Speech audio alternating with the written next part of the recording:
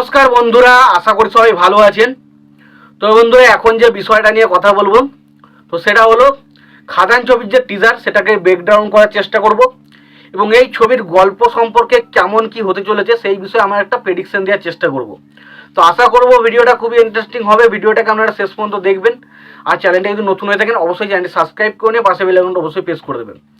তো যদি আপনার টিজারটা ভালো করে লক্ষ্য করেন তো দেখবেন যে টিজারে প্রথমে শুরুতে আমরা দেখতে পাই একটা ব্লাস্ট হচ্ছে এবং তার পাশাপাশি দেবদার ক্যারেক্টারটাকে রিভিল করে এবং যেটা বোঝা যাচ্ছে দেবদার যে ক্যারেক্টারটা এটা স্পেশালি দেবদার খাদান ছবিতে দুটো ক্যারেক্টার থাকতে চলেছে আমরা জানতে পেরেছিলাম। তার মধ্যে আমার মনে হয় এই যে ক্যারেক্টারটা থাকতে চলেছে এটা হচ্ছে শ্যাম মাহাতোর ক্যারেক্টার, যেটা হচ্ছে দেবের বাবার ক্যারেক্টার।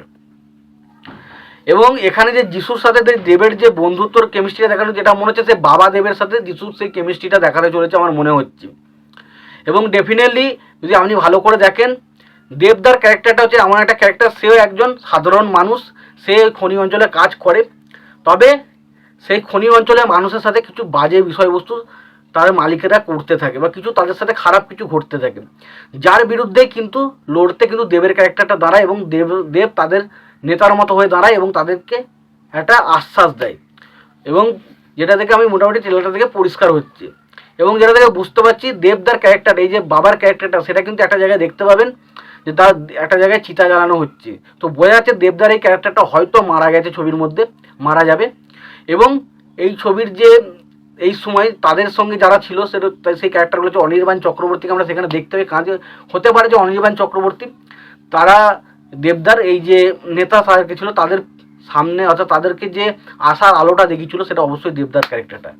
তো গল্পটা তাহলে কী হতে চলেছে, কিরাম কী হতে চলেছে সেই বিষয়ে যদি আমি বলি, তো আমার ধারণা ছবিটাতে যে ব্যাক স্টোরিটা হতে চলেছে যে প্রথমে শুরুতে কিন্তু আমরা ছেলেদের তার ঘটনাটা আমরা কিছুটা দেখতে পেতে চলেছি ছবির মধ্যে কিছু সময় দেখতে পেতে চলেছে এবং এমন একটা পরিস্থিতি বা এমন একটা বিষয়বস্তু হতে চলেছে তারপর কিন্তু ছেলেদেবই হয়তো তার বাবা সম্পর্কে কিছু জানতে চাইছে, এটা হতে পারে।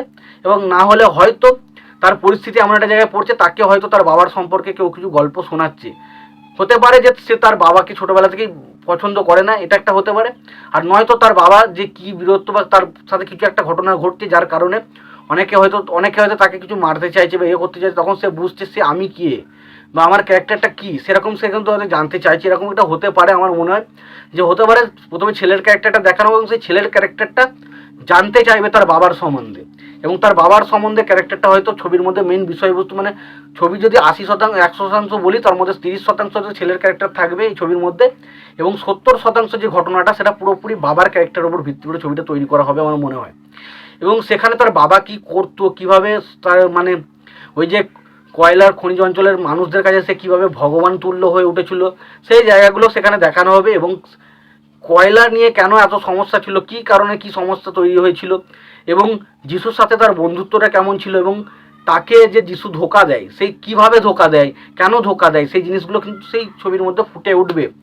এবং আমার মনে হয় যে সেই সময় কিন্তু যিশু ধোকা দিয়ে তাকে মেরে দেবে এবং যখন সে মেরে দেবে তার যে বিষয়বস্তুটা তখন সেটা মানে ছেলেদেবকে প্রচণ্ড ইমোশনাল করবে এবং তারই পরিবর্তে সে কিন্তু তার বাবার প্রতিশোধ নেওয়ার জন্য যিশুর পেছনে, যিশুকে হয়তো ছবির মধ্যে মেরে দিতে পারে ফার্স্ট পার্টি, নয়তো হতে পারে যে যিশু হয়তো পরের পার্টে আবার আসতেও পারে। এবার হচ্ছে কি আমরা দেখবেন টিজারের মধ্যে আরেকটা বিষয় লক্ষ্য করবেন যে টিজারের মধ্যে অনেক বড় বড় গাড়ি দেখতে পেয়েছি। তো গাড়িগুলোর আমার মেবি মনে হতে পারে যে যিশু সেনগুপ্ত এখানে মেন অ্যান্টাগনিস্ট নয়। যিশু সেনগুপ্তের ক্যারেক্টারটা এমন একটা ক্যারেক্টার হতে পারে যে ক্যারেক্টারটা হয়তো কোনো একটা ক্যারেক্টারের আদেশে বা কোনো একটা ক্যারেক্টারের সঙ্গে থাকে এবং সেই ক্যারেক্টারটা যেটা বলে সেটা সে করার চেষ্টা করে। হতে পারে মেবি সেটা কোনো বলিউডের অভিনেতা, কারণ আমরা জানতে পারছিলাম যে খাদান ছবিতে কোনো বলিউডের অভিনেতা থাকতে চলেছে। তো সেই কারণে আমার মনে হচ্ছে এখানে মেন অ্যান্টাগনিস্টের ক্যারেক্টারটা কোনো বলিউড অভিনেতা কি হতে চলেছে।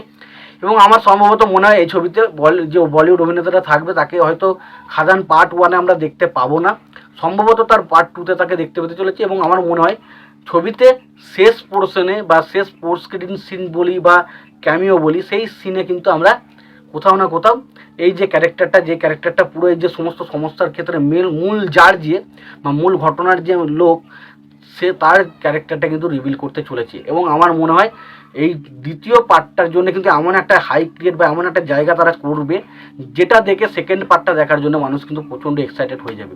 তো আমার মনে হচ্ছে এটাই যে হয়তো সম্ভবত ফার্স্ট পার্টটার যে গল্পটা সেটা পুরোপুরি হতে চলেছে দেবের যে বাবার ক্যারেক্টারটা সেইটার ওপর, এবং সেকেন্ড পার্টের যে গল্পটা সেটা বেশিরভাগই ছেলের ক্যারেক্টারের ওপর ভিত্তি করে হবে। তো দেখা যাক সেটা হয় কিনা। তো আমার ছিল এটাই মোটামুটি স্টোরি নিয়ে প্রেডিকশন। তো তোমাদের এই বিষয়ে কি মতামত তোমরা জানিও। তোমাদের যদি ভিডিওটি পছন্দ হয়ে থাকে লাইক কমেন্ট শেয়ার করে দিও। চ্যানেলটা নতুন হয়ে থাকলে অবশ্যই চ্যানেলটি সাবস্ক্রাইব করে নিয়ে পাশে বেল আইকনটা অবশ্যই প্রেস করে দিও। ভালো থেকো, সুস্থ থেকো, দেখাচ্ছে পরের ভিডিওতে।